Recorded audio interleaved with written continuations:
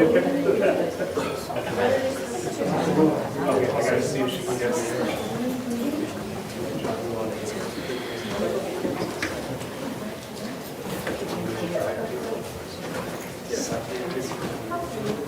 Is this you?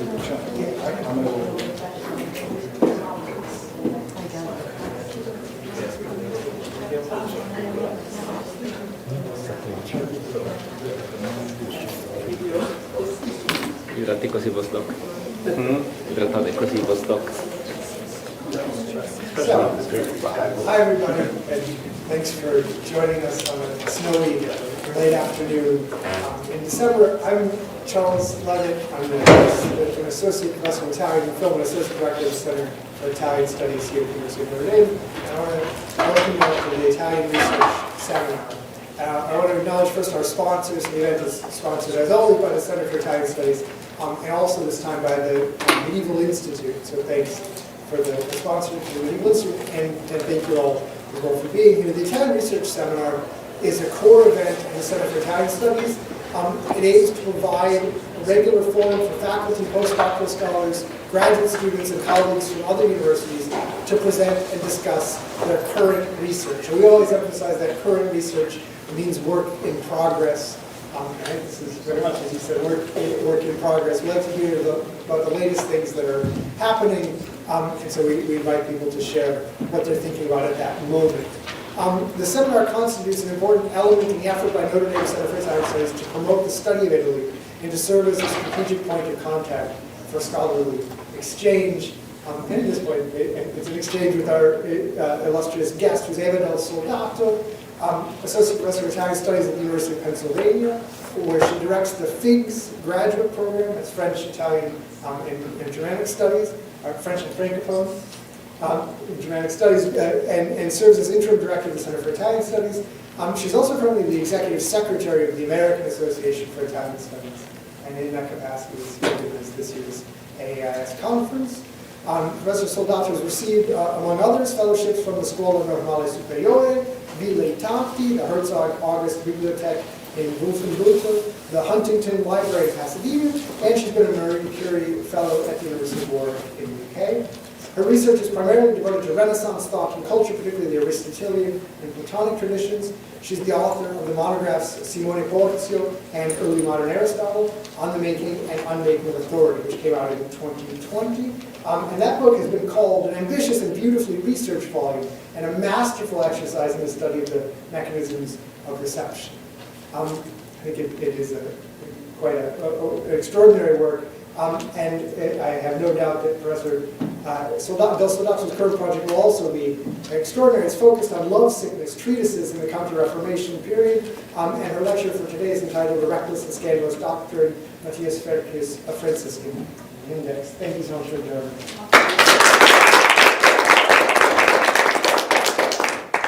Thank you so much, Charles, for this way too generous introduction, and thanks to all the people in the Italian section of the Romance Languages Department here at Notre Dame for this wonderful invitation. It was great for me to meet new people and to see again old friends. And thanks, of course, to all of you who came here on a snowy day to listen about this crazy Franciscan. And thanks also to the people who are online. I don't want to think how many there are because there are way too many people in this room right now.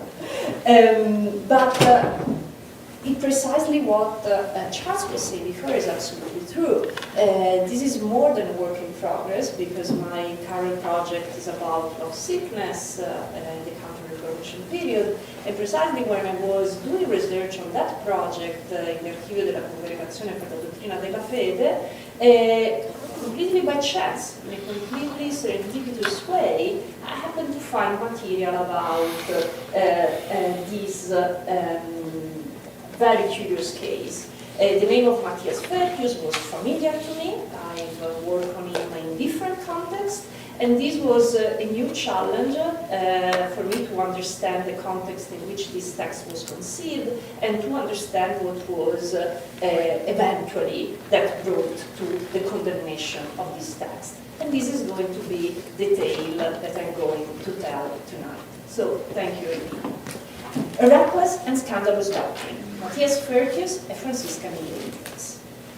In 1663, a few months after publishing a booklet entitled Gusto afflitto di Cristo nostro Signore, Afflicted Taste of Our Lord Christ, the Franciscan Matthias Ferchius found himself involved in a struggle with the Roman congregation of the Indians. This was not Ferchius' first stumble with the congregation, and as in that first incident, spoiler alert, he emerged personally unscathed, even if this time his booklet was condemned. The censors understood they were dealing with an extremely original individual, as the Gusto afflitto fittingly proved. Indeed, the main argument suggested in Ferchius' book was that Jesus Christ possibly died of poison. Ferchius presented his thesis to solve the riddle of a prophecy from the Psalms that would have gone otherwise unfulfilled, with the result, in the Franciscan opinion, of undermining our faith in Christ. The problem, at least one of the problems with Ferchius' position, was that it subverted centuries of biblical exegesis and apostolic tradition to support a thesis that was theologically and apologetically controversial. I was lucky enough to find the entire documentation about the investigation surrounding Gusto afflitto a few months ago in the archivio della Congregazione per la Dottrina della Fede, and even luckier to find across Italy 3 extant copies of the condemned and extremely rare text. And when I say extremely rare, I mean that it does not exist on Google Books, a standard that, alas, today largely contributes to bringing a specific text to the attention of scholars. In my paper today, I will reconstruct the misadventures surrounding Ferchius' Gusto afflitto and contextualize the work based on other crucial episodes in the Franciscans' intellectual biography. I will also discuss the arguments presented by Ferchius to justify his position and explore the paradoxical ways of his strategy and agenda to show how an implacable search for literal coherence in biblical exegesis produced controversial results that threaten the foundation of Christian doctrine. I will also show how stylistic choices could be subject to censorship no less than doctrinal content, and argue that Ferchius' conspiracy exegesis was bound to encounter opposition in the Roman Curia, especially in a period when authority and rationality represented golden standards in theological discourse. So let's start. Born in 1583 to a humble family in Kruk, Veglia, as the attribute of Veglensis that he proudly accompanies to his name in all his publications, Ferchius was raised from childhood by the Franciscans on his native island. He entered the order and continued his studies in Bergamo, Padua, and Rome. After completing his training in Rome in 1611, he was reggente in Rimini, Venice, and Bologna, and then traveled across Europe with the general of his order, Giacomo Montanari, ad visitandum et reformandum. The crucial event of the trip was undoubtedly a visit to Duns Scotus' tomb in Cologne, which inspired Ferchius to write an apology in the life of the philosopher. Back in Italy, he was regent in Bologna, and finally arrived in Padua in 1629 to teach first Metaphysica in Via Scotti and then Theologia in Via Scotti. He died in Padua in 1669, having left several printed works on philosophy and theology, and even a booklet on Tasso's epic poem, The Jerusalem Delivered. Ferchius is typically remembered as an indefatigable polemicist. He quarreled with his fellow Franciscans, Bartolomeo Mastri and Bonaventura Velluto, both for prestigious positions at the Santo in Padua and over philosophical and theological disagreements. Ferchius was also the nemesis of Fortunio Liceti, famous for being Galileo's correspondent and for coming to Aristotle's defense in every field of inquiry. Relevant to the story of our Gusto afflitto, already in his Paduan quarrels, Ferchius enjoyed supporting minority positions based on maverick readings of text and authors whose interpretation was considered settled. For example, in 1639, Ferchius claimed that Aristotle rejected the axiom ex nihilo nihil, arguing in a furious textual tour de force how passages in the Corpus Aristotelicum, which seem to say the opposite, must be read in a qualified way. The foundation for this revisionist reading was a single line in a pseudo-Aristotelian work, the Xenophane, whose authenticity had been rejected by several interpreters, including Francisco Suarez. Making Aristotle a supporter of ex nihilo a supporter of ex nihilo aliquid, Ferchius implicitly brought the philosopher closer to admitting the doctrine of creation. Yet, unlike his opponent Richetti, he did not want to sanctify Aristotle. In a different work from 1646, Ferchius went so far as to claim that the soul of the pre-Socratic thinker Anaxagoras had been saved in a dig at Aristotle, who was guilty of denying, unlike his predecessor, the corruptibility of the heavens. In the first book of the De Cielo, Aristotle claimed that the heavens were made of eternal, incorruptible ether. In the same work, Aristotle rebuked Anaxagoras because he had supported the idea that the celestial are actually fire, and therefore subject to corruption like terrestrial elements. Yet, Ferchius claimed a pious philosophy must admit the corruptibility of the heavens, because they were created by God, and at some point in time will be corrupted. This was why, in Ferchius' opinion, Anaxagoras and his doctrine must be deemed closer to Christianity than Aristotle.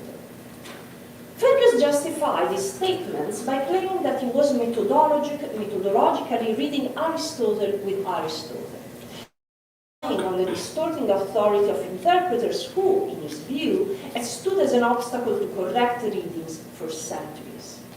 Yet, the inconsistency and episodic nature of this remark, what is the deal with Aristotle and creation, made clear that the primary motivation behind Ferchius' efforts was to appear original by proposing a reading that appended anything that came before. Still, such an iconoclast posture in interpreting Aristotelian text might attract personal and professional hostility, but hardly the attention of the Holy Office. Inquisitors took note of Ferchius for the first time in 1646 for his Defensio Investigationum Peripatecorum. There, Ferchius had gone a step too far in his musing about creation and the Bible, and was accused of supporting doctrines close to Arianism. He was first denounced by his rival Richetti, who seized the opportunity to highlight his adversary's theological faux pas. At the end, the work was condemned donec corrigatur, and with the addition of a recantation authored by another theologian. Ferchius' problematic writing was allowed to circulate. Things went differently with Gustav Flittor, a short work inspired by a long illness during which Ferchius constantly thought of the passion of Christ. As he explained to the addressee of the work, the powerful Cardinal Franzoni, Ferchius decided to focus on one among the affliction Christ suffered during his final hours, using Bonaventure's exegesis of Luke's Gospel as a starting point.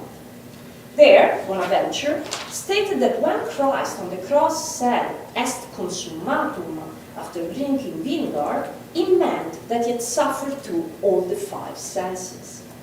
Ferchius decided, therefore, to meditate on Christ's afflicted sense of taste.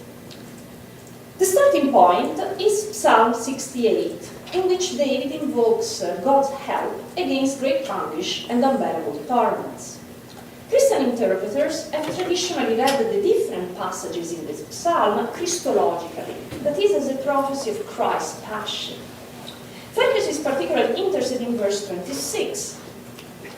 Dederunt inquit in esca mea fel, ed in siti mea potaverunt mea cedo. That is, they put gall in my food and made me drink vinegar when I was thirsty. According to the majority of exegetes, this prophecy would have been fulfilled in Matthew 27:34. They offered Jesus wine to drink, mixed with gall, but after tasting it, he refused to drink for the first part. And for the second part, in Matthew 27:44, he filled a sponge with wine vinegar, put it on a staff and offered it to Jesus to drink, and John 29:29. A jar of wine vinegar was there, so they soaked the sponge in it, but the sponge on a stalk of the hyssop plant, and lifted it to Jesus' lips. But these explanations did not satisfy Ferchius. In his opinion, they make sense only of the second part of the prophecy, which expressly refers to vinegar, but not for the first one, in which there is mention of food, esca, and not of a drink, as in Matthew 27:54. Yet, the language used in the psalm made it evident to Ferchius that these were two distinct actions, eating and drinking, and also that the action of eating must have happened first. The problem was that while the scriptures openly describe the moments in which Christ refused to drink wine before the crucifixion and was then given vinegar to drink right before dying, they make no mention of food. La mensa è occultissima, the meal is well hidden. What was clear to Ferchius was that gall, in Latin fel, had to be understood not simply as something bitter, but as poison. Ferchius revisited interpretations offered by many interpreters, old and new. Augustine wrote that if they gave Christ poison to drink after the Last Supper, that would be the gall in his food.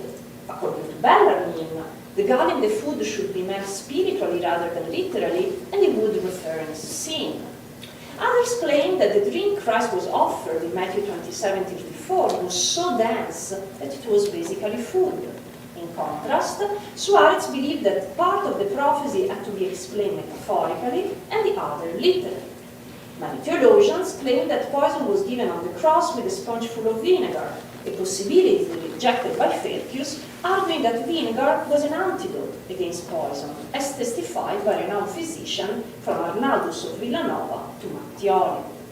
Others, finally, modified the text in the psalm to accommodate the prophecy and introduce potus, drink, in place of esca, food.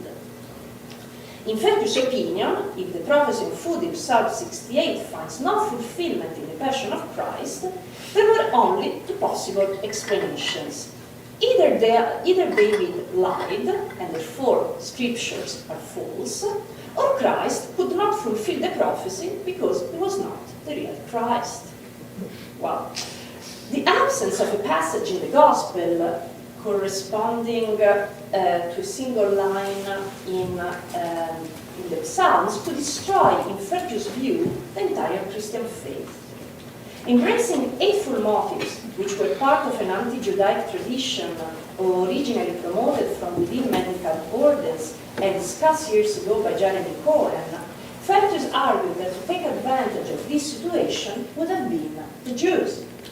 Being interested in denying the divinity of Christ, Ferchius argued, they would have had all the more reason to keep the fulfillment of the prophecy hidden. The only way to save both David and Jesus was, therefore, to prove that the prophecy was, despite its alleged concealment, fulfilled. As noted by Gross-Diaz, Psalms are tests that pose continuous exegetical problems to literal interpreters over the centuries because of the prophetic value they were assigned. This implied that historical details, as presented in the Psalms, had to find perfect correspondence in Christ's life and death because prophecy was their literal meaning. In this respect, at least, Ferchius had plenty of company. Indeed, many of the arguments Ferchius listed in his treatment of Psalm 68 were quite traditional.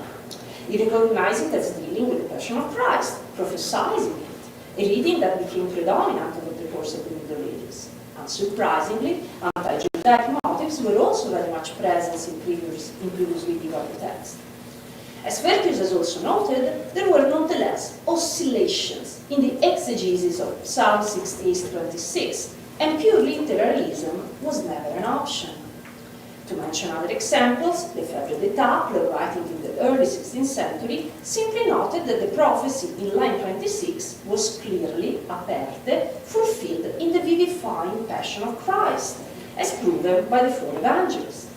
The Glossa Ordinaria in the 12th century and Nicholas of Lyra in the 1314 instead pointed out that there was no mention of food in the Gospels, despite what was written in the Psalm, and suggested possible ways, either allegorical or material, to address the discrepancy. Notably, Lyra applied Christological readings of the Psalms only when he recognized an open correspondence with the Gospels, a connection that, in this instance, he unproblematically identified with Matthew 27:34, the passage we saw before. The same reference to Matthew 27:34 appeared in the 14th century commentary attributed to the Carmelite Michele of Bologna.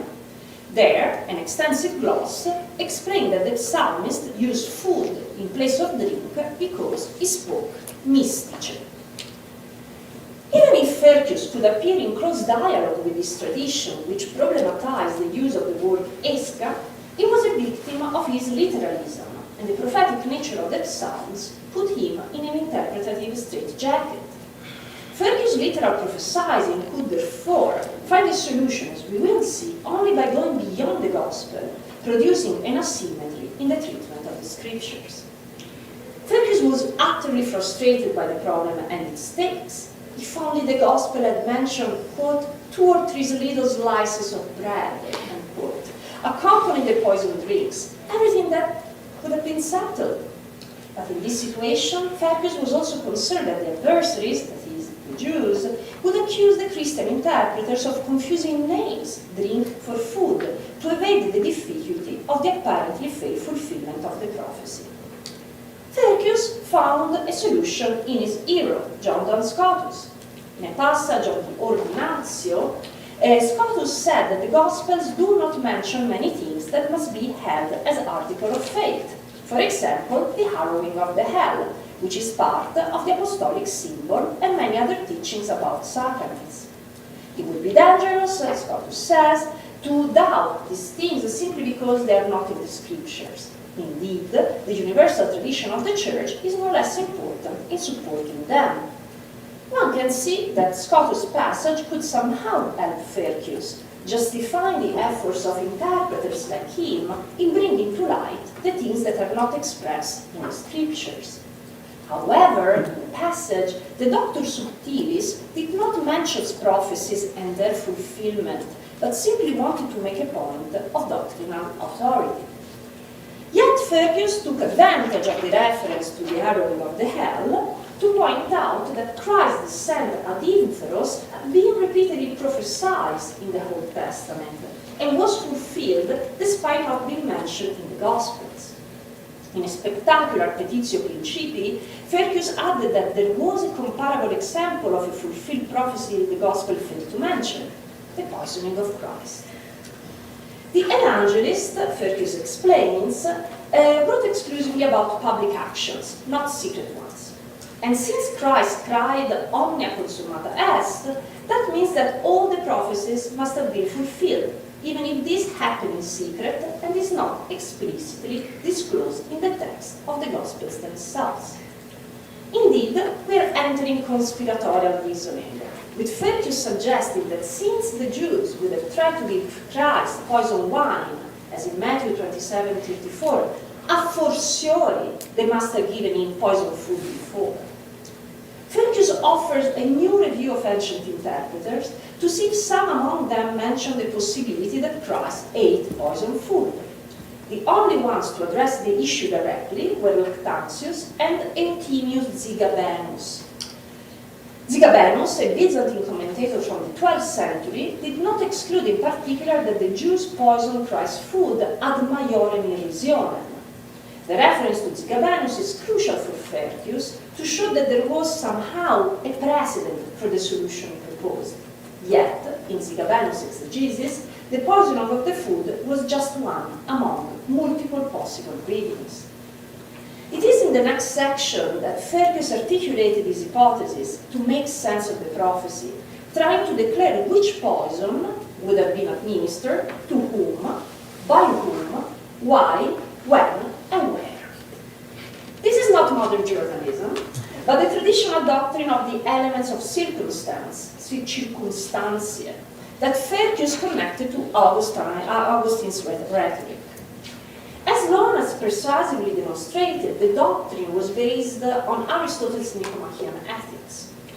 While Aristotle meant the elements as a tool to distinguish voluntary and involuntary acts, which could be handy for the lawmakers for assigning honors and punishments, the schema was soon appropriated by rhetoricians. Confessors and theologians later retrieved it to evaluate morality of actions. It is not surprising that in Ferchius' eyes, the blame lay with the Jews. This conclusion allowed him to bring together more anti-Judaic topoi that he probably hoped would convince his readers of the soundness of his reasoning. Ferchius observed that Jews would have been familiar with the poison of the asps, which originally came from Egypt and therefore was easy for them to obtain geographically.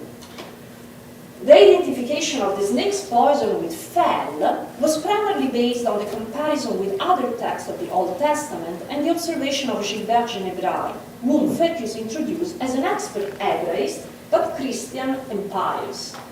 This specification is meaningful, emphasizing that even when quoting Jewish sources, Ferchius did so through the filter of a Catholic interpreter. In any case, Ferchius even tried to identify which asp viper would have provided the poison, looking at the classification in Mattioli and opted for the viper name Kersea. While other viper poisons kill too slowly or too quickly, Kersea poison would have worked perfectly because it needs 3 hours to take effect, removing any suspicion of the poisoning from those who had administered it. And Christ died, in fact, after 3 hours on the cross. Who was the victim? The victim was Christ. And the occasion to administer the poison would have been the lunch offered to those condemned to death before the torment. Ferchius even suggested that to poison materially Christ could have been a corrupted Roman soldier, or more likely a Jewish priest, which evidence is present to all of this, for all of this? Historical evidence, such as the fact that pious people used to feed those condemned to death, a practice that Ferchius could still witness in his time. And the responsibility of the Jews is, according to Ferchius, also made clear by their alleged motive. They were envious and afraid that Christ would have survived the crucifixion, causing the ruin of their religion. To make his point, Ferchius inserted in an act of ventriloquism that is never explained to his readers, a first-person speech in which the Jews would have expressed all their hatred against Christ, calling him a false seducer, a chief of scoundrels, and admitting the responsibility in his death. After thinking at length, this is what occurred to me. If I will be judged true, it will be for the glory of God, not mine. If it is false, someone else must look for a better solution. This would seem the conclusion of Ferchius' investigation, but there is more. Realizing that suggesting what happened between the lines of the Gospels was probably too daring, Ferchius not seem to backtrack partially and claim to suspend his judgment as to whether Christ actually ate the poisoned food. Indeed, to fulfill the prophecy, it would have been enough for the Jews to try to offer it to him. Yet, despite the disclaimers, Ferchius still favored the possibility that Christ ate the poisoned food, relying on his understanding of medicine. People who died on the cross could take even 3 days before expiry. Christ died after 3 hours, precisely the time that, as seen, is necessary for the asp viper poison to kill. Moreover, Christ was a healthy man, so he should have been able to carry the cross by himself. Yet, he needed the help of Simon of Cyrene. This, according to Ferchius, would be further proof that the poison debilitated him. Finally, Ferchius presented a theological argument in favor of Christ's death by poison. He claimed that, in the first Code Libertalis, Aquinas considered that Christ separated the soul from the body per potenza divina, divine power, and not because of the injuries he had to suffer during the Passion. It might not surprise you that Ferchius presented Aquinas' arguments in a deceptive form, and that what we can read in the Quod Libertalis is much more nuanced. I'll circle back to this, but for now, let's stress that by claiming that according to Aquinas, Christ decided when to die, and Christ did not die because of the torments caused by the Jews, Ferchius tried to present the death by poison as a more pious and Christian solution. Thomas's argument would be dangerous, according to Ferchius, The more Christ suffered for us, the more we must love him. But if he decided to separate the soul from the body at his will, to suffer less, our obligation toward him would be weakened. Moreover, what is written about Christ's obedient death on the cross would be false. Finally, if we follow Aquinas and admit that Christ decided when to separate his soul and therefore when to die, even people of faith would believe that they can kill themselves at their will. So in the end, even if Ferchius had claimed that he entertained doubts as to whether Christ was actually poisoned, these closing arguments aptly show where his preference lay. The short Considerazione affettuosa, which concluded the booklet, revisited the motive of poison, taste, and food to suggest pious way of praying to Christ. The afflicted taste of Christ becomes the epitome of the entire passion. Christ was milk and honey, water in the desert, and was repaid with poison. Christ, with this poison, has paid for the taste of Adam, who ate the prohibited fruit. And echoing a motive present in Augustine, Ferchius emphasized the parallelism with the episode of the bronze idol shaped like a snake that appears in the Old Testament. Sinners must repent, avoid excesses also when they eat, think of the pain suffered by Christ, and only in this way will the gall, the poison, become honey again, as in the story of Tobias. This is a lot, no doubt. In addition to suggesting a deep, very deep revisionist account of the Passion based on extremely scant evidence, Ferchius even dared to challenge the revealed authority of a doctor of the Church like Aquinas. One could wonder how the text grew so easily in obtaining the imprimatur from both the officials at the University of Padua and the general of the Franciscan order, who had read the report made by another Franciscan at Il Santo. Indeed, soon after the appearance of the booklet in October 1663, someone noticed that those authorizations had been superficial at best. The newly appointed Venetian inquisitor, the Dominican Agapito Gomi, sent a note to Rome claiming, with understatement, that the gusto afflitto could be subject to some exception. In the first report by an anonymous censor, many passages we just analyzed were highlighted. First and foremost was the fact that Ferchius had suggested in a convoluted way that the Jews poisoned Christ. Such a position was against tradition, the Holy Fathers, and all the interpreters. Closely connected to this was the even more outrageous claim that Christ died of poison. Ferchius was contradicting the scriptures by supporting this. The poison would have made Christ sleepy, and yet on the cross he performed lively acts of heroic virtue, forgiving the crucifiers, promising a good thief that he would be soon in heaven, and commanding Mary to John and his soul to the Father. The censor did not like that Ferchius doubted, based on Aquinas' writings, whether Christ in his divine nature accelerated his own death. Even mentioning this doubt is insulting and dangerous. The censor also easily showed that Aquinas never supported what Ferchius attributed to him. Aquinas' article in the Potribetalis was meant to contrast those who did not believe Christ died on the cross, claiming that Christ could not have killed himself, because that would have been unbefitting, and yet that he could not have died because of the wounds caused by the Jews, because he was still strong right before he expired.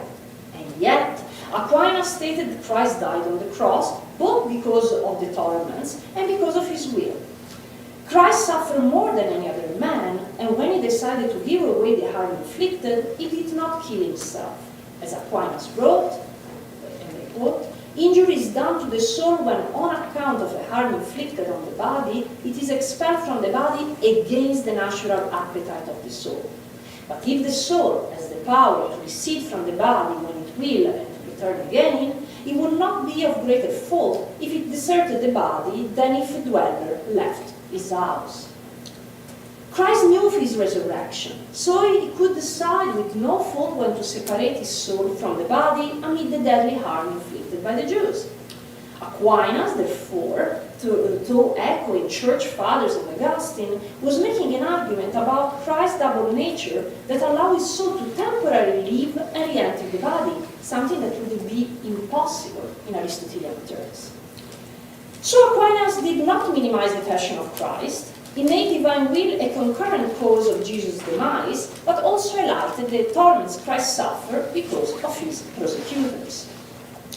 Finally, the censor made some stylistic remarks, confessing his displeasure because Ferchius inserted sections in the book in which he used free indirect speech, reporting the words of the Jews as if they were his own, or that included insults against Christ. The censor admitted that this was likely the result of haste and inattention, undoubtedly referring to the awkward writing in the chapter. The booklet, he concluded, had to be condemned because it included so many things, novità, on serious matters, materie così gravi. Another shorter report, signed by Friar Bonaventura Falcanati, stressed that Ferchius followed Général in speaking of snake poison based on the Hebrew Bible, rather than following Saint Jerome and the Vulgate, who use gall. Indeed, Falcanati argued, gall aptly rendered the Hebraic word rosh, which, as the Pomist lexicon proved, meant several things at once: poison, head, and gall. Moreover, Ferchius doubted Christ's true nature, insulting many holy fathers in the process. The censor singled out chapter 5, in which Ferchius attempted to make his case through the circumstantia as especially troubling. The work presented novelty in such delicate matters of faith with no solid basis in the scriptures, the apostolic tradition, or the holy fathers. Recanati explicitly identified the dangers embedded in Ferchius' book. In the friar's opinion, the gusto afflitto could drive humble Christian, Pusilli, to Judaize, which in this context could mean questioning the authoritative doctrinal status of the Vulgate in favor of the Hebrew Bible, or simply excessive literalism. In addition, the work could weaken gratitude toward Christ if the devout believers were persuaded that Christ died from the poison. This concern toward humble Christians was likely connected to the fact that the booklet, even if interspersed with dozens of Latin quotations, was written in the vernacular. The conclusion was unavoidable. Gusto afflitto must be prohibited because it contains a reckless and scandalous doctrine. On April 16, 1664, the request to insert the booklet in the index was sent, accompanied by additional reports. Ferchius wrote back, asking permission to print an apology for his gusto afflitto, permission which was swiftly denied. Yet we have a manuscript of this apology in the archives dossier. It was addressed again to Franzoni and opened by suggesting a parallel between Ferchius and his illustrious fellow Illyrian, St. Jerome. The reference to Jerome was anything but accidental, because Ferchius was clearly embracing the saint's persona as a sort of alter ego to support his self-defense. Jerome was, I quote, extremely careful in the knowledge of languages, universally knowledgeable in the reading of books, and especially of the scriptures, end quote. And drawing on these virtues, he wrote eloquently against the heretic Jovinian. Yet, despite his terse prose, Jerome faced much criticism, even from his friend Pammachius, who worked to suppress the circulation of the work, and to whom Jerome had to address an apology to justify the contents of his writing against Jovinian. Ferchius' claims of humbleness notwithstanding, he openly mirrored his struggles in those of Jerome.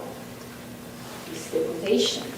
St. Jerome warred against Jovinian, with equal virginity to marriage, that matrimony is good, but better and holier virginity. Thanks to these books, he defeated and convinced the heretic.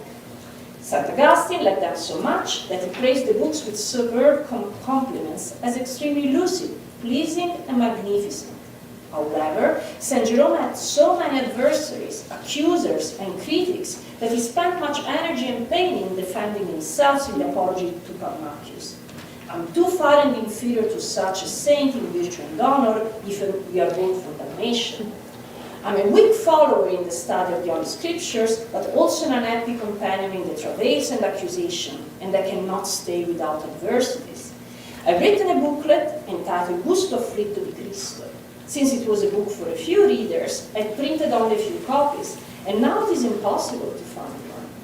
Yet I find several critics, whether they read the book or not, who attribute to me false things I never affirmed or written, false in the misunderstood, whether in bad faith or for the wrong reading. Am I then a mere novice in the scriptures, reading the sacred volumes for the first time? How could you make sense of Paul's words if you do not accept my exegesis? Jerome had written in his own apology. Like Jerome, Ferchius deemed himself an able interpreter of the scriptures, his provocatory thesis of the gusto fritto being founded on his confidence. Like Jerome, Ferchius had to defend himself from accusation of adversaries guilty of misunderstanding his book. Like Jerome's, Ferchius' book circulated little and yet was bitterly attacked.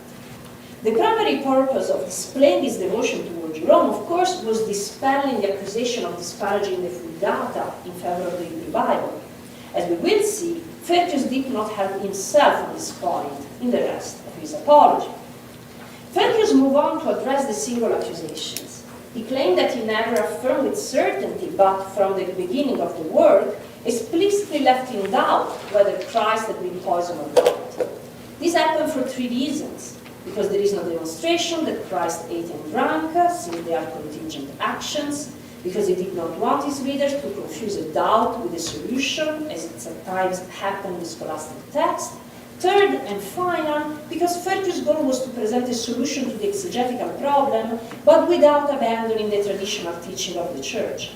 He was simply working with a few clues he could find expressly listed in the scriptures. That Christ died in 3 hours, which would suggest the use of Quercea poison. That Christ was weak while he was carrying a cross, unlike the 2 thieves, which again would point to the same poison. And that Christ was offered poisoned wine before being crucified, which would indicate there were poison or leftovers from the previous lunch. If Ferchius deemed it worthy to pursue this investigation, it was because he found confirmation in St. Bonaventure that the sound prophecy about the poison was fulfilled in Christ. Even the Franciscan Pope Sixtus V had recently confirmed Bonaventure's value as an interpreter and theologian, naming him Doctor of the Church, and Ferchius claimed that he was therefore following excellent authority. Moreover, several authors, and the list runs for the entire folio of the manuscript, including again Bonaventure, spoke at least of poisoned wine. He then justified why the gull fell, mentioning that some had to be poisoned and not simply a bitter bodily humor. This happens based on a comparison with the Hebrew text of the Bible, so as you see, Jerome was not enough, in which the word for generic gull is merolath. Yet, in Psalm 68, we read rosh, poison. In other texts, rosh means head, when the word for viper, petanim, accompanies it. Ferchius argued that once in the Toron Nomi, Jerome himself rendered rosh with poison. The next step was proving that rosh was specifically snake poison, and this prompted Ferchius to compare several Hebraic Thesaurian sources, noting variance in the spelling of the word rosh and petanim. Even if Ferchius did not reach a definitive solution, he continued, Christians read in the Missal approved by Urban VIII that Jesus drank poison during his passion with the sentence felle potus ecce langue. Shall we think that the Holy Father wants the Christian to profess a false proposition? Shall we instead concede that this is the fell from the prophecy? Evidently we should.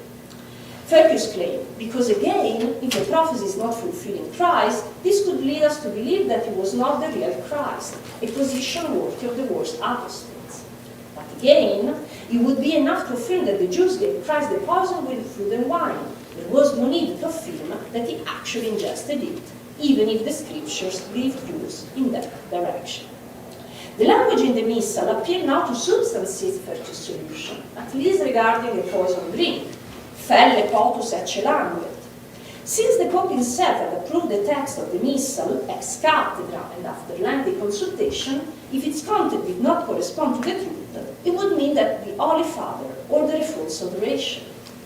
If the proposition instead is true, it would imply that not Ferchius, but the Pope, was the first to mention the poisoning of Christ. After all, many theologians have claimed that Christ was given poison, and no one has criticized them. Ferchius simply made explicit what was prophesied in the scriptures and commented upon by the fathers, yet is suffering unjust accusations. So, which strategies did Ferchius adopt in his apology? He used several, and not all of them were equally effective. Invoking Jerome as a sort of alter ego was meant to confirm his commitment to the truth of the Vulgate. Yet, his painstaking discussion of the words Rosh and Petanim, based on the Hebrew Bible, somehow undermined his self-defense. Judiciously, he did not mention his accusation against Aquinas, evidently realizing they were misrepresentations. He also listed more authorities that could support the poisoning, such as the Missal. Otherwise, Ferchius did not make any concession, substantially repeating in the same order and according to the same scheme what he had claimed in the Gusto Fritto. He even reiterated that if the prophecy was not to be fulfilled, then Christ would not be the real Messiah, even if this time he made explicit that that would be the position of an apostate. The implication was that the true believer, someone like Ferchius, had to verify the prophecy. He had nothing to apologize for. He was simply a victim of unjust accusations. On June 11, 1664, the condemnation decree was published and the Gusto Fritto became a bibliographic ghost, a line in the index of prohibited books until its serendipitous recovery a few months ago. What is the moral of the story? Ferchius' case was so unique, his arguments so preposterous, that it would be easy to treat it as an extravagance with no meaning. Yet, Ferchius' interactions with the Holy Office show what was expected from theological writings in the mid-17th century, precisely because Ferchius disrupted all this expectation even when trying to do the opposite. As recent studies by Motta and Tutino have demonstrated, in the 17th century, Catholic theologians strove to emphasize the rationality and credibility of their arguments when engaged in religious debates. This happened under a renewed theological perspective, which stressed the primacy of intellect above will, prompted by the Reform, with the idea that adversaries different from those the Roman Church had faced in the past could be fought more efficiently with the weapons of persuasion. Precisely because the emphasis on the intellect could sometimes bring to excess, the principle of authority was equally necessary to temper audacity and rebalance reason and faith, or, as eloquently put by Tutino, human and supernatural. However, in Ferchius' time, reformers were not the only adversaries of the Roman Church. There was also a skeptical wave, often the results of textual criticism, which equally required to be tamed with good philology. From the beginning, Ferchius believed he was doing precisely this with his textual tour de force. By proving that if some prophecy had been fulfilled, he would have saved the faith from doubts regarding the soundness of the scriptures and the messianic nature of Christ. Yet his critical efforts were far from adequate, and his bad philology and rhetorical deceits risked producing even more damage. Ferchius felt and declared he was following in the footsteps of illustrious Franciscans like Bonaventure and Scotus for his biblical exegesis. But Ferchius twisted Scotus' words about the authoritative tradition outside the scriptures. And even with the twist, there was no tradition to support the poisoning of Christ. On the contrary, its demonstration, as articulated by Ferchius, depended on a too incredible set of variables. A translation of a word that relied on the Hebrew Bible as ultimate authority, the feeble reconstruction of historical circumstances, the banquet before the crucifixion, that could explain when the poison was given, identifying a snake that could kill according to the gospel time frame, and the list could go on. Ferchius pinpointed the truth of entire faith in the name of pathological literalism in that single Old Testament prophecy. And he was not afraid of attacking no less than Aquinas and misreporting his writing to show that death by poison would have made a better case for revealing Christ's passion and fostering the faith.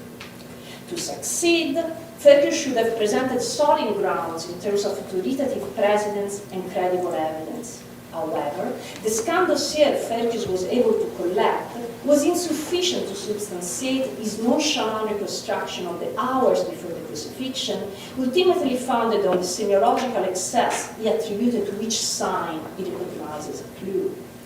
And even behind the superficially rational patina, Ferchius' arguments were far from credible, merely an obsessive exercise in what I've defined already at the beginning as conspiracy exegesis.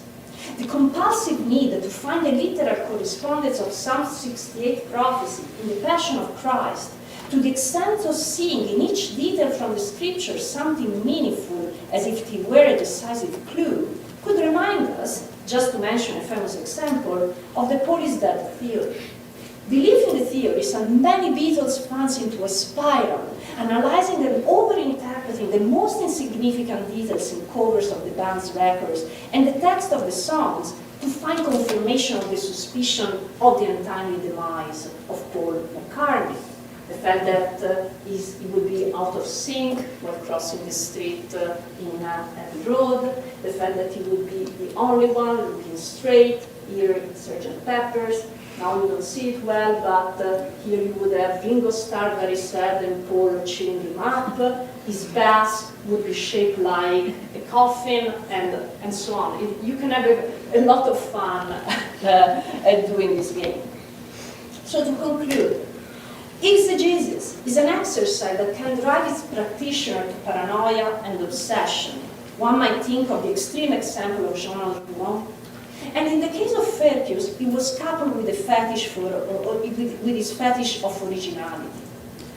This also explains the high stakes he placed on proving the fulfillment of prophecy. Without Ferchius' poison food, Christian religion would be exposed as a fraud.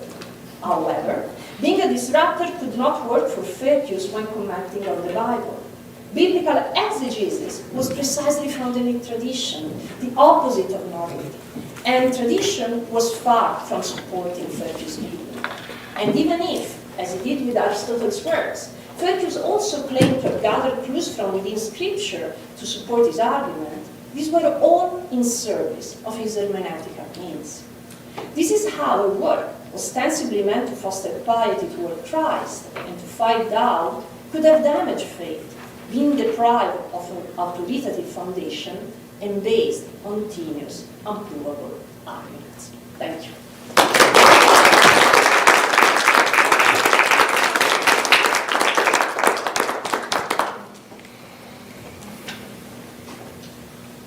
I think we have time for questions, and that includes questions from YouTube if our online visitors want to join us, but maybe we could start in the room.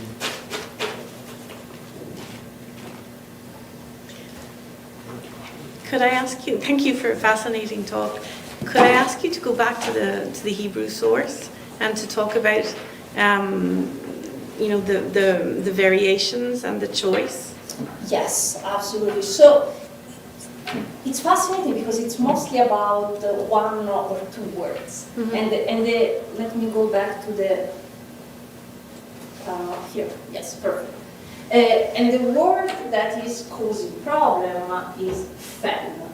Because what does he want to demonstrate? He wants to demonstrate that we're talking about poison. Because without poison, there cannot be poisoning, of course.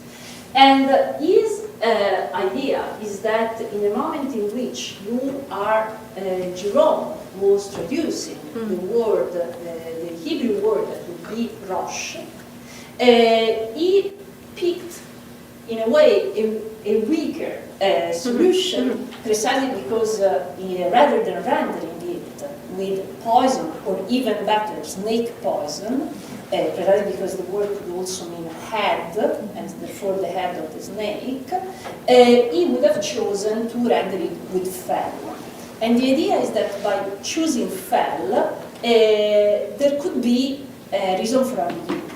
And this was why in many readings, in most readings, different from Ferchius, more authoritative of Ferchius, of course, there was no the idea of an actual poisoning, but, for example, fell was read in the sense of something that made bitter the food Christ ate, for example, during the Last Supper. This is what we find in St. Augustine, and this is a very authoritative interpretation of the passage, for example. Thank you. No, thank you. Thank you so much. It was very interesting. Mine is just curiosity, and I'm just wondering if this conspiral exegesis stops in other points? Like, does he ever stop to think about, like, when Christ comes back? Because he shows his hands, he shows his chest, or even life of saints. Like, does this problem ever come up? Like, I'm thinking of Saint Francis. Like, again, he has The stigma that I know, like, poison is never saints or martyrs. So again, like many, but thank you for the question. Like many things in Ferchius' intellectual experience, they're very episodic. So this is again the same. There is no enlargement of this reading outside of it. He's specifically interested in this very prophecy. He is obsessed by the fact that this prophecy apparently would not be fulfilled in the Gospels. So there is no enlarging to other contexts. You could see that, for example, when there is the reference to the harrowing of the hell, when there is the more vague reference to other sacraments, as it mentioned in the quotation from Scotus, he does not make an effort to expand on that. It's simply in the case of the harrowing of the hell, it says, but we have, in fact, proof that it was prophesied in the Old Testament, and now we see that it has been fulfilled, even if proof from that, for that are not in the Gospels, but outside the Gospels, they're in the symbol. So it's really monothematic.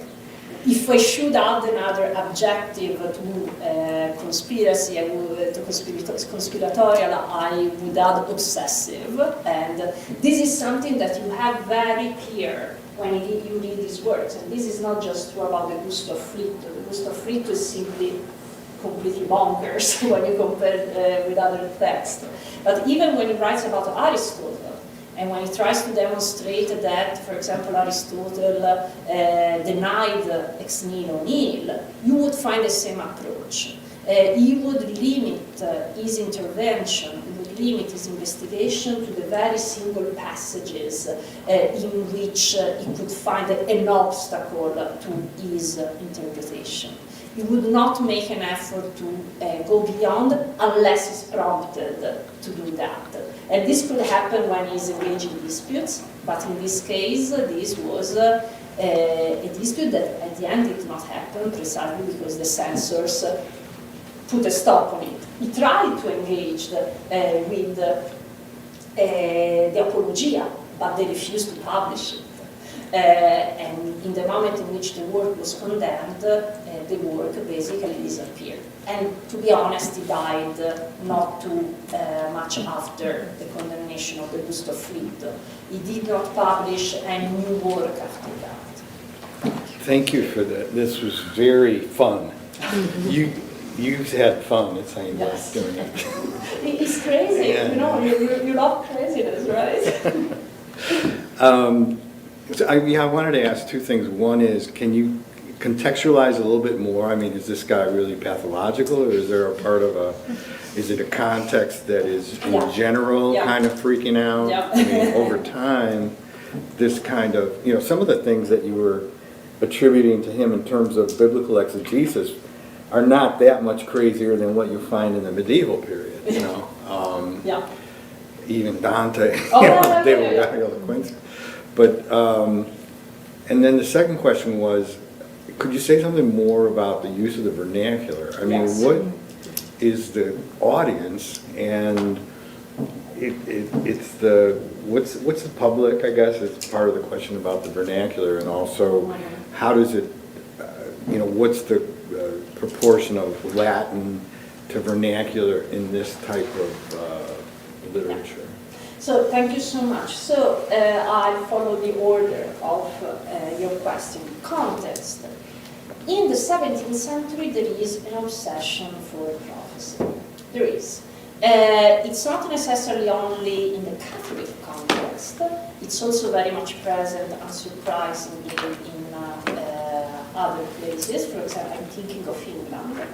And for example, you have these groups of intellectuals which include the so-called Cambridge Platonists, which include, for example, Newton, who support their faith on the fact that prophecies have been fulfilled. So I can fight skepticism. I can save the foundation of my faith precisely by realizing that prophecies have been fulfilled or will be soon. Because it's a moment of millenarian expectations. That's something else to keep in mind, because of course there are prophecies of the past, but there are still prophecies of the future. So the attention on the fulfilling of prophecies is something that is very typical of that century. It's something that was very present in other Protestant contexts, for example. Within the Protestant context, there is a debate on how to read, especially the Psalms, because let's be honest, the Psalms represent a real obstacle many times. Precisely because, as I was trying to argue, there is a problem on how to interpret them. If you go with the literal interpretation, well, you really need to make sense of many things, but there could be an even more extreme literal interpretation that caused the prophetic aspect to be weakened, that is to consider them simply as stories of David. And in that case, you are removing all the Christological side.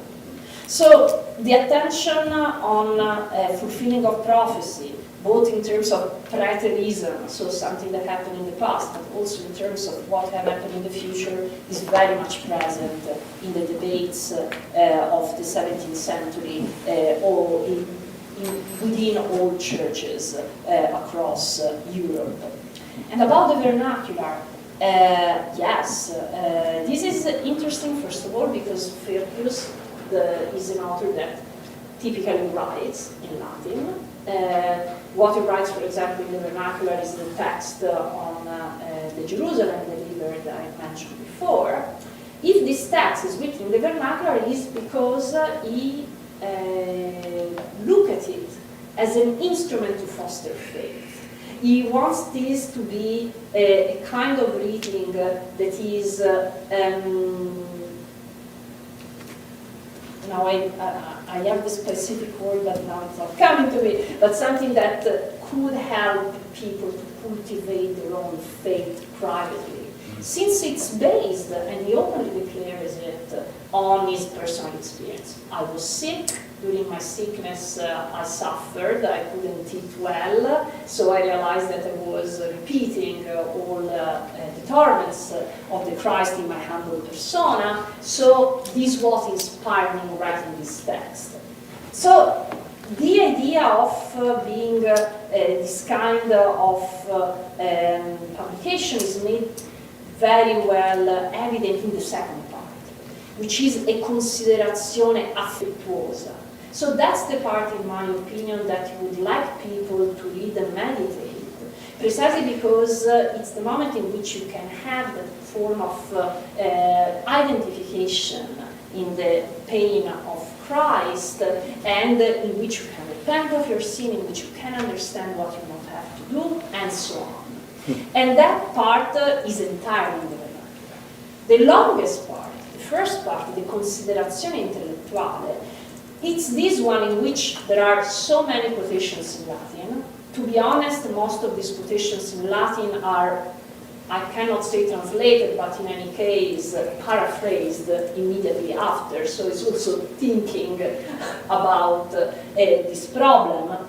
But it looks like the two parts of the work are addressed to two different groups of readers. So while the first part is more for theologians, for Ferchius colleagues, precisely because we want to receive their approval and so on, the second part is the one that is really addressing to a more general public that could enjoy this kind of literature for self-cultivation, for cultivation of their faith, and so on. So I would say that within the same text, we find two different addresses. Thank you. No, thank you.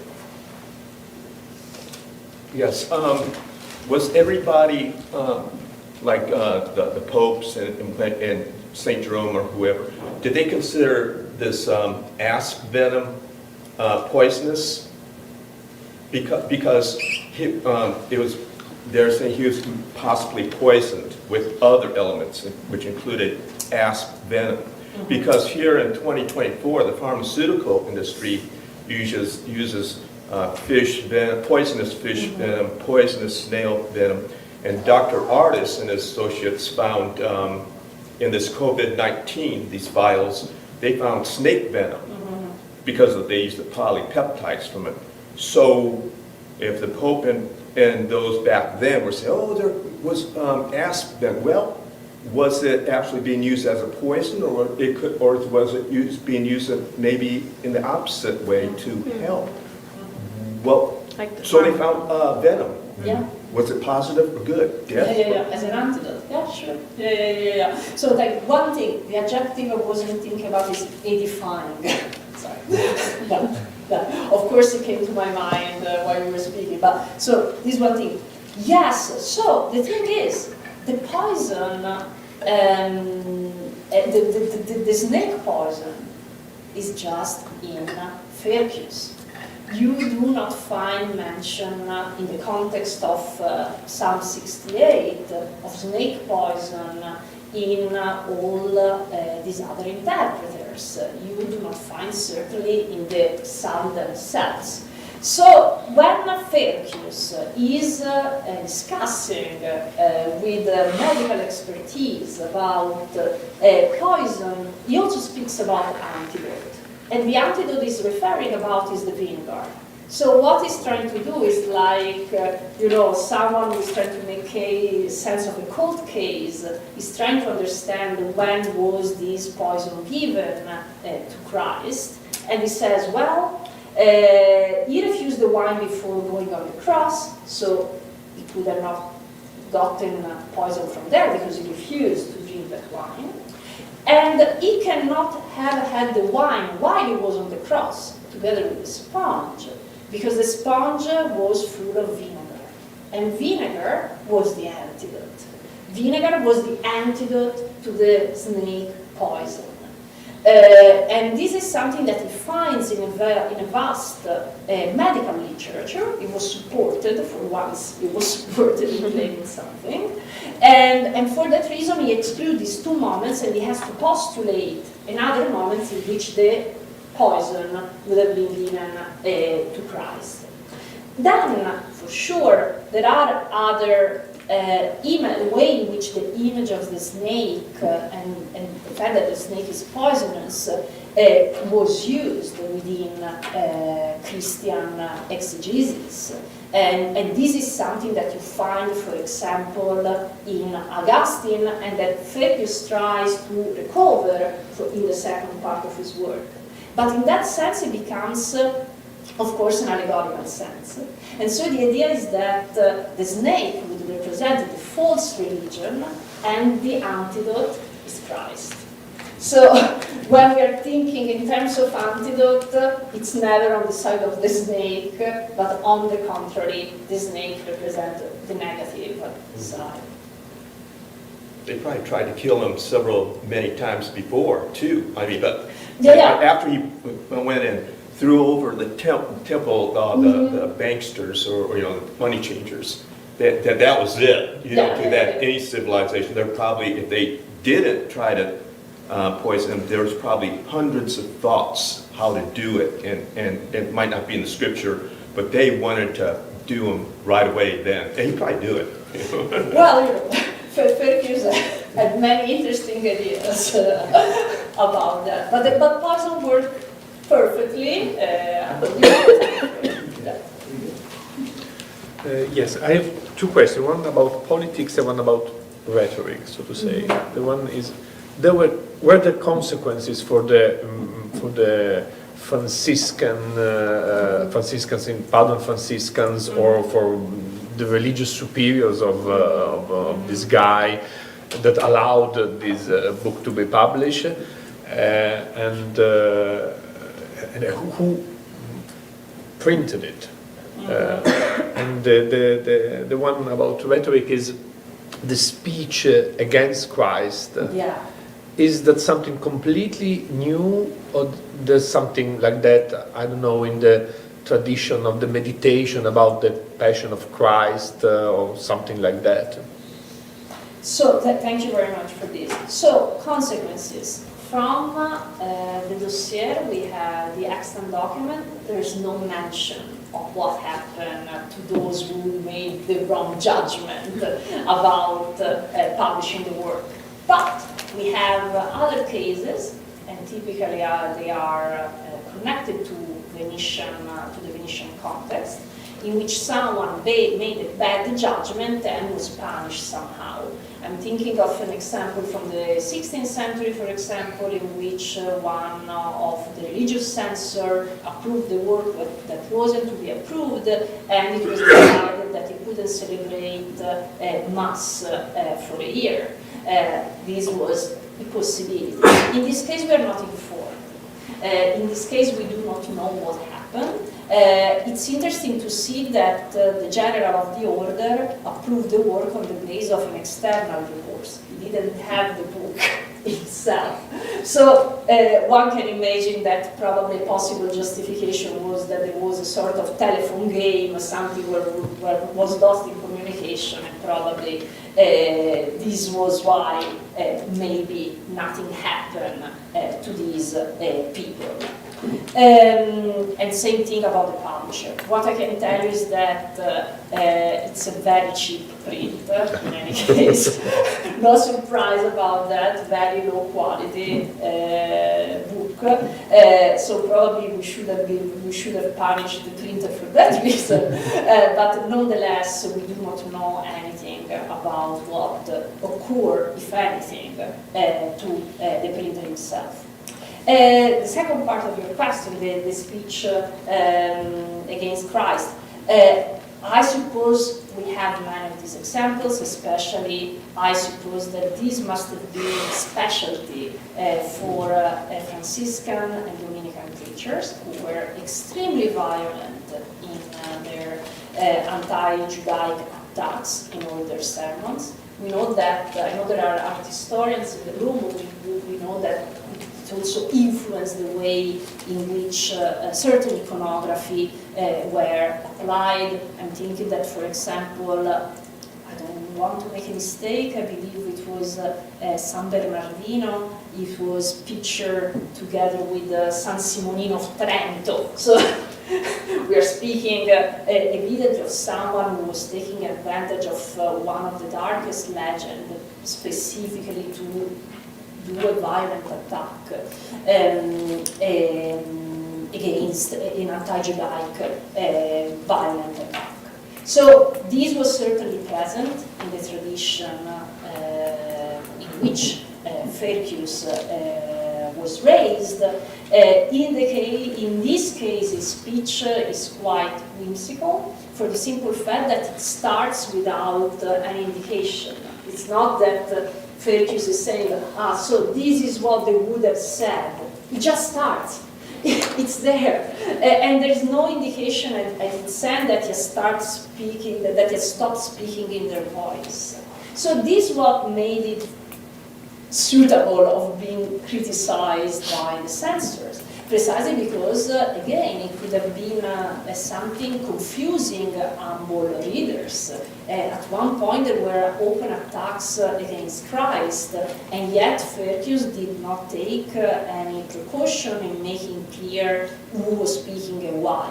One could speculate if the problem was with the printer. As I told you, the print is very cheap. Many maybe didn't realize that he had to introduce signs to make clear that that was a quotation, someone else speaking, Ferchius ventriloquizing someone else. But at the same time, if you look at other elements in the text, it's just like something there, like a cloud, with no clear indication of when it starts and when it ends. but again, for sure, it was something that Ferchius felt confident enough to have because of his formation.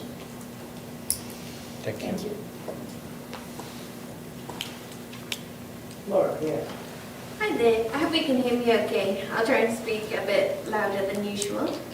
We have a comment and a question from Demetrio Yoko. He's our Senior Research Associate here, and he helps a lot with organizing these events. So he said, thank you for the fascinating talk, and thank you especially for coming here during such a cold and snowy spell of weather. I may have missed which branch of the Franciscan order Ferchius belonged to, and he puts in parentheses, minors, capuchins, conventuals, and I'm curious if that particular branch or another had any specific influence on his views. Could you elaborate on that? I'm not able to do that. And he also says, to what extent does Ferchius's blending of medical reasoning with biblical exegesis fit into the broader intellectual currents of the late Renaissance or early Enlightenment? Thank you. Thank you very much. So thank you, Demetrio. Also been in touch with him before coming tonight, so I'm sorry I cannot meet him in person.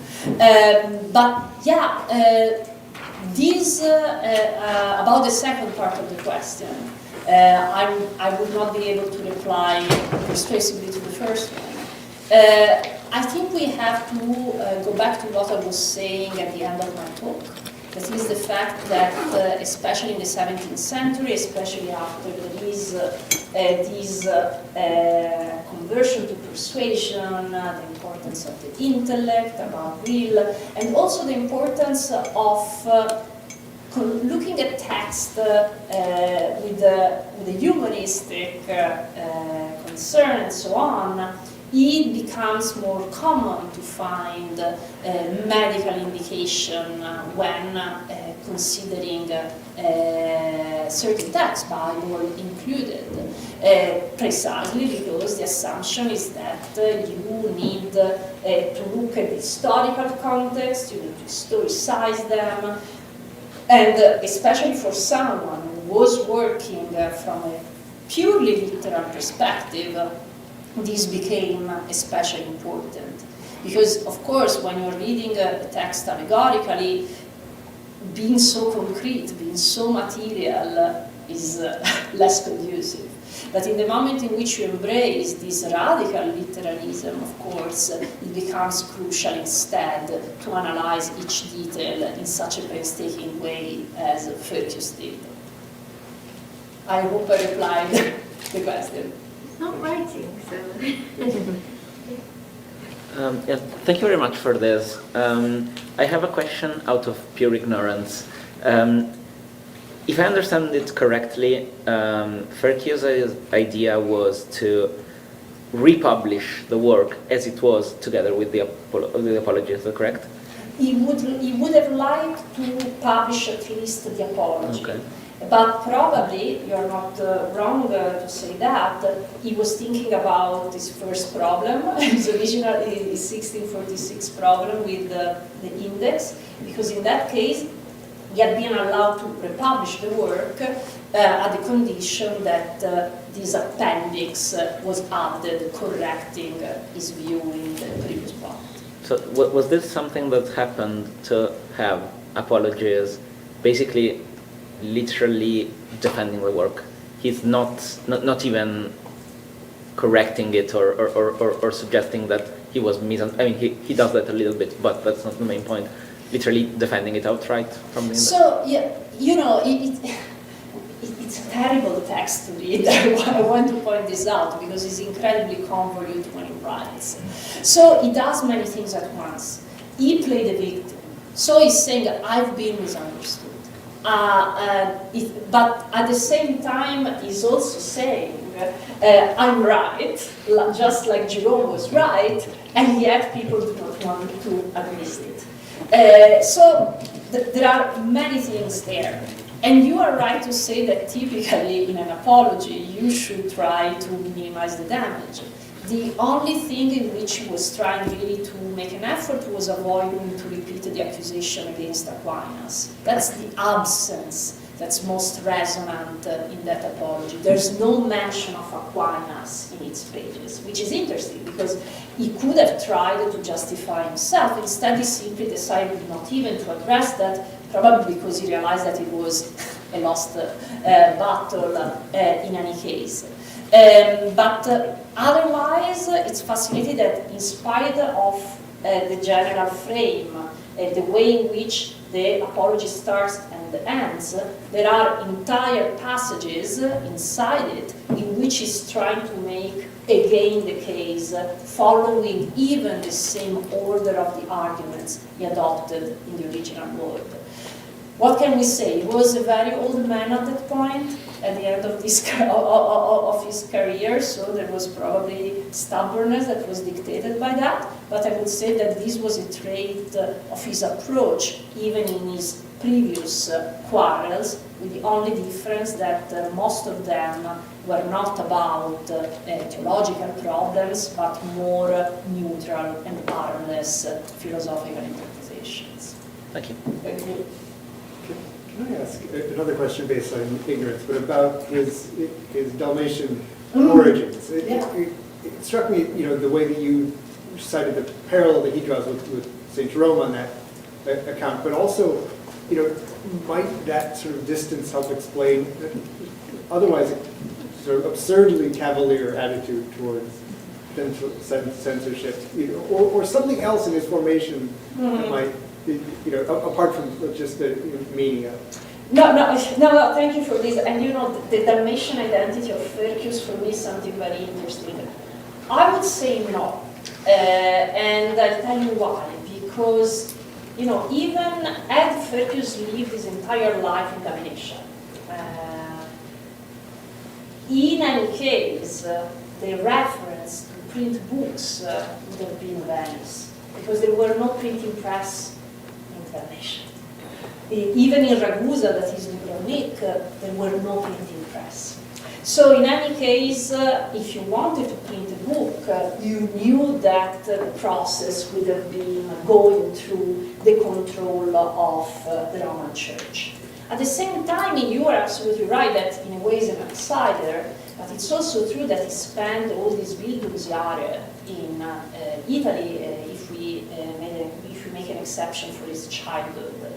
And we also know that, in any case, he already had an experience with the index in previous years. So in any case, he should have been more alert about which risk he was facing in arguing certain things and publishing them, because that was the crucial thing. But for sure, this sense of being an outsider is present otherwise in Ferchius' text, and he's in a way probably also proud of it. And the fact that he always introduces himself as Veglensis, in the case of this work, is present like Matteo da Veglia. It's really a reason of pride for him. Yes, concerning the lexicon and the publishing, how did Matthias address Christ? What name to use? Because in the Aramaic language 2,000 years ago, there was no letter J and there was no name such as Jesus. Mm-hmm. I've heard anecdotal reports that it was created in 1641 and Matthias graduated in 1611. So I was wondering if it was around Italy, where did this name Jesus, how did he address, did he just use the name Christ? Gesù Cristo. But we have Gesù also before that. Before? We have it in Dante.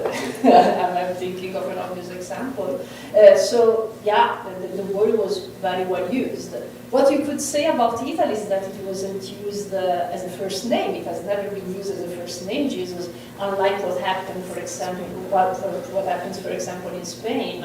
And one time I was speaking with a friend of mine, and the explanation he was giving me, it was that there were the Visigoths and so on, they were Arians, and therefore for Arians was more normal to name someone Jesus if you were taking into consideration the human nature rather than the divine. I think that might be a very nice place to end. Human nature instead of divine. So thank you. Okay.